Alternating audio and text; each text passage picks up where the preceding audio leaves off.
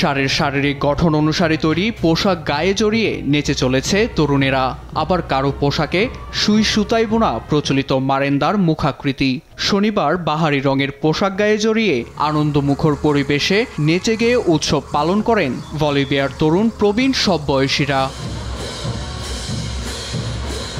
ঐতিহ্যবাহী বাদ্যযন্ত্রের তালে বলিভিয়ার লাপাজ শহর জুড়ে ছড়িয়ে পড়ে গ্রেট পাওয়ার উৎসবের আমেজ।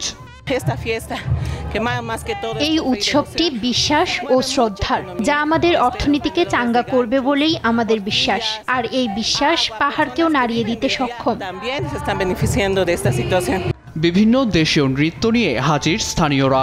লোক ঐতিহ্যের এই নাচগুলো বেশ আগেই ইউনেস্কো কর্তৃক বিশ্ব ঐতিহ্যের স্বীকৃতি পায়।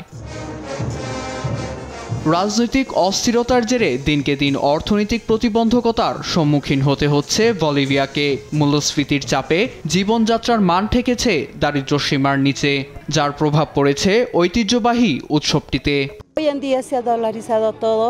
সবকিছুই এখন বৈদেশিক মুদ্রা কেন্দ্রিক হয়ে গেছে। এতে আমাদের দেশে বৈদেশিক রিজার্ভে ঘাটতি থাকায় ব্যবসায়ও সমস্যা হচ্ছে। তাই আমরা পোশাক না কিনে স্থানীয় দোকান থেকে ভাড়া নিচ্ছি।